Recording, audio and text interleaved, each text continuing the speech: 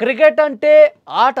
ఆటగాళ్ళు క్రీడా స్ఫూర్తి ప్రదర్శించాలి ఇప్పుడు. కానీ పాకిస్తాన్ ఆటగాళ్ళ ప్రవర్తన చూస్తుంటే వాళ్ళు ఎప్పుడో మర్చిపోయారు క్రీడా స్ఫూర్తి అనిపిస్తోంది.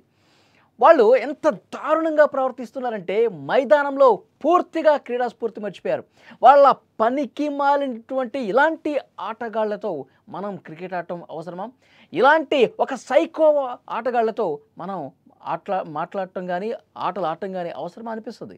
మ్యాచుల్లో ఓటమి భారం తట్టుకోలేక అసభ్యకరమైన చేష్టలకు వాళ్ళు పాల్పడుతూ ఉన్నారు. వెకిలి చేష్టలు రెచ్చగొట్టే విధంగా తయారైపోయారు. ఇటీవల ఆసియా కప్ టీ20 ప్రపంచ కప్ వద్ద పెద్ద టోర్నమెంట్స్లో వాళ్ళ ప్రవర్తన ఎంత వివాదాస్పదంగా ఉంది.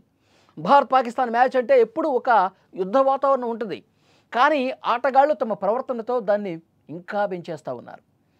ముఖ్యంగా పాకిస్తాన్ ప్లేయర్స్ ఓటమిని స్వీకరించడానికి సిద్ధంగా లేరు. గెలిచినా ఓడినా ఒకే రకమైన స్ఫూర్తి ఉండాలి. కానీ పాకిస్తాన్ ప్లేయర్స్ ఏం చేస్తూ ఉన్నారు? పూర్తిగా దీనికి విరుద్ధంగా వ్యవహరిస్తున్నారు. ఆసియా కప్లో జరిగిన మ్యాచ్లో ఓడిపోతానామన్న అక్కసుతో పాక్ బౌలర్లు భారత ఆటగాళ్లను స్లెడ్జింగ్ చేశారు.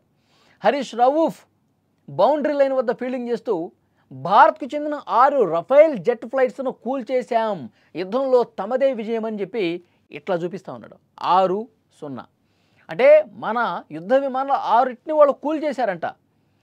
0 మాకేమి నష్టం లేదు, మీరు మాత్రం 6 యుద్ధ విమానాలు కోల్పోయారు, మేము కూల్ చేశామని ఇట్లా సిగ్నల్ చూపిస్తూ ఉన్నాడు. అంతకుముందు విమానాన్ని కూల్ చేసినట్టు సైకిల్ కూడా చేశాడు. ఇట్లా అంటున్నాడు, మీ విమానాలు ఇట్లా కూలిపోయినాయి అంటున్నాడు. దీన్ని ఎట్లా అర్థం చేసుకోవాలి? మైదానంలో మీరు అసలు ఏం ఆడటానికి వచ్చారు, ఏం చేయడానికి వచ్చారు, అక్కడ ఏం చేయాలి, మీరు చేసేదేంటి అంటే వాళ్ళకి అర్థమైపోయింది. మనం భారత్తో మ్యాచ్ గెలవలేం, గెలిచే సత్తా మనకు లేదు.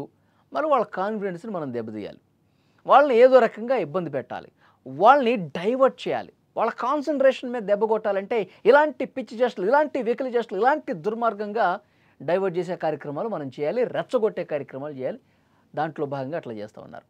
రవూఫ్ చేసింది తప్పని తెలిసి కూడా పాకిస్తాన్ అతనికి అండగా నిలుస్తూ వస్తుంది.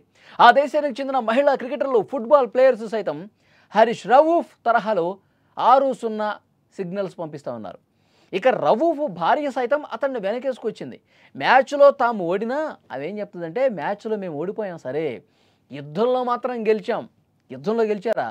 ఏం మహాతల్లి, యుద్ధంలో గెలిచారా మీరు? మ్యాచ్లో ఓడిపోయినా సరే యుద్ధంలో గెలిచామంట. తుక్కు రేగొట్టాం కదా, మా బలగాలు ఏం చేశాయి, మొత్తం మిమ్మల్ని తుక్కు రేగొట్టి కూర్చోబెడితే మా కాళ్ళు పట్టుకున్నారు వచ్చి, ఇక ఆపండి మహాప్రభు అని చెప్పి మీరు మొరపెట్టుకుంటే అప్పుడు మేము యుద్ధాన్ని ఆపాం. అది తెలుసా మీకు? పూర్తిగా పాకిస్తాన్ సైన్యం గజగజ వణికిపోయింది. మీ ఎయిర్ బేసులు పూర్తిగా, మీ కరాచీ ఆ నౌకాశ్రయం మొత్తం కూడా ధ్వంసం చేసేసాం కదా. తునాతునకలు, మీ యుద్ధ విమానాలు, మీ చైనా నుంచి మీరు తెచ్చుకున్నటువంటి యుద్ధ సామాగ్రి మొత్తం కొల్లగొట్టేశాం కదా. కాబట్టి ఇవన్నీ దృష్టిలో పెట్టుకొని మాట్లాడాలా. ప్రతి ఒక్కరూ కూడా పాకిస్తాన్లో ఉన్నవాళ్ళు, పాకిస్తాన్ క్రికెటర్సు, వాళ్ళ భార్యలు, వాళ్ళ పీసీబీ, వాళ్ళ క్రికెట్ బోర్డు, వాళ్ళ పాలకులు అందరూ కూడా పచ్చి మోసగాళ్ళలాగా తయారైపోయి భారత్ మీద విషం చిమ్ముతూ ఉన్నారు. మేము యుద్ధం గెలిచాం, మేము మీ యుద్ధ విమానాలను కూల్చేసాం అంటే ఆడలేక మధ్యలో ఓడేది అంటారు కదా, అది అట్లా ఉంది పాకిస్తాన్ పరిస్థితి. ఎలాగో మ్యాచ్ మనం గెలవలేం కాబట్టి ఏదో ఒకటి గందరగోళం చేయాలి, ఏదో ఒకటి రచ్చ చేయాలి, ఇదే పనిగా పెట్టుకున్నారు. మ్యాచ్ జరిగే రోజే టీమిండియా పేసర్ హర్షదీప్ సింగ్ రవూఫ్కు దిమ్మదిరిగే స్థాయిలో కౌంటర్ ఇచ్చాడండి. ఒక సూపర్ కౌంటర్ ఇచ్చాడు. ఇన్నింగ్స్ బ్రేక్ సమయమో లేదా మ్యాచ్ తర్వాతో తెలియదు కానీ హరీష్ రవూఫ్ సైగల్కు కౌంటర్ ఇచ్చాడు. సైగల్ను మడిచి పెట్టుకో అన్నట్లుగా సంజ్ఞలు చేశాడు. నువ్వేదైతే ఇట్లా అంటున్నావు కదా, ఇవన్నీ కూడా మడిచి పెట్టుకో అని చాలా స్పష్టంగా అతను చెప్పినటువంటి పరిస్థితి ఉంది. చాలా అద్భుతమైనటువంటి కౌంటర్. ఒక్కసారి చూడండి, స్క్రీన్ మీద చూడండి. మడిచి పెట్టుకొని చేత్తో ఎట్లా అంటున్నాడు చూడండి. ఇది కరెక్ట్, చాలా కరెక్ట్గా చెప్పాడు కదా, చాలా బాగా చెప్పాడు.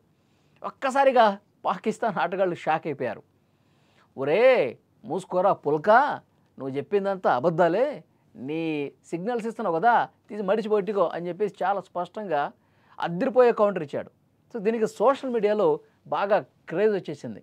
హర్షదీప్ ఏదైతే కౌంటర్ ఇచ్చాడో దానికి విపరీతంగా మంచి కాంప్లిమెంట్స్ వస్తున్నాయి హర్షదీప్కి.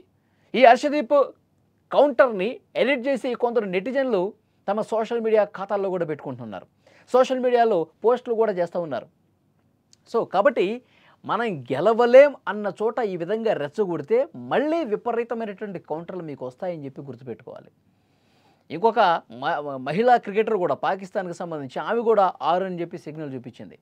నాకేమనిపిస్తుందంటే వీళ్ళందరినీ మైదానంలోకి వదిలేటప్పుడు మనం ఎలాగో మ్యాచ్ గెలవలేం కాబట్టి మీరు ఏదో ఒకటి చేయండి అని చెప్పి పాకిస్తాన్ క్రికెట్ బోర్డే ఈ ప్లేయర్స్ అందరికీ చెప్పి పంపించిందేమో అనిపిస్తుంది.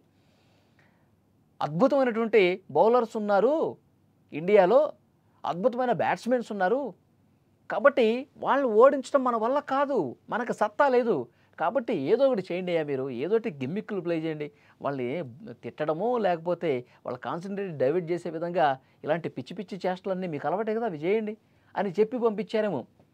అందుకే వాళ్ళు ఆట ఆడకుండా ఈ విధంగా ప్రవర్తించారు. దేశం కోసం ఆడేటప్పుడు ఎలా ఆడాలి, మన దేశం గెలవటం కోసం ఎంత కష్టపడాలి అవి పక్కన పెట్టేశారు, వీటిని పట్టుకున్నారు. కాబట్టి వెంటనే కౌంటర్ల మీద కౌంటర్లు వస్తున్నాయి. ప్రపంచం ముందు పాకిస్తాన్ ఆటగాళ్ళు మరొకసారి దోషులుగా తేలిన పరిస్థితుంది. చేత్కరించుకుంటున్నారు. మీరు అసలు క్రికెట్ ఆట మానేసేటరు బాబు అంటున్నారు. డెఫినెట్గా టీమిండియా ఎంత పోరాట ప్రదర్శన చేసిందో, ఎలాంటి స్ఫూర్తిని ప్రదర్శించిందో మనం చూసాం. క్రీడా స్ఫూర్తి తప్పకుండా ఉండాలి. భారత్ పాకిస్తాన్ మధ్య ప్రస్తుతం ఒక ఎలాంటి భీతావాహ వాతావరణం ఉంది. పెహల్గాం ఎన్కౌంటర్ తర్వాత, పెహల్గాం దాడి తర్వాత ఎలాంటి పరిస్థితులు ఉన్నాయో మనం చూస్తూ ఉన్నాం. కాబట్టి డెఫినెట్గా అవన్నీ కూడా గుర్తుపెట్టుకోవాలి. మైదానంలో మనం దేనికోసం వచ్చాం, ఎలాంటి గంభీరమైన వాతావరణంలో మనం ఆడుతున్నాం, మన దేశం కోసం మనం ఆడాలి. గెలుపోటలు సహజమండి. ఈరోజు మనం గెలుస్తాం, రేపు ఇంకొకరు గెలుస్తారు, ఇవన్నీ ఆటలో సహజం. కానీ మనం ఎట్లా ఆడుతున్నాం, మన స్థాయి, మన ఆలోచన స్థాయి ఏ విధంగా ఉంది, ఇది ఇంపార్టెంట్. పాకిస్తాన్ ప్లేయర్స్ ఎప్పటికైనా తమ తీరు మార్చుకోవాలి. కుక్క బుద్ధి మళ్ళీ అదే కంటిన్యూ చేయకుండా, కుక్కతో ఒక వంకరలాగా అట్లా ఉండకుండా ఇప్పటికైనా తమ తీరు మార్చుకోవాలి. మీ ప్రదర్శన మీద దృష్టి పెట్టాలని చెప్పి కోరుతా ఉన్నారు అందరూ. చూద్దాం వాళ్ళు మారుతారో లేదో.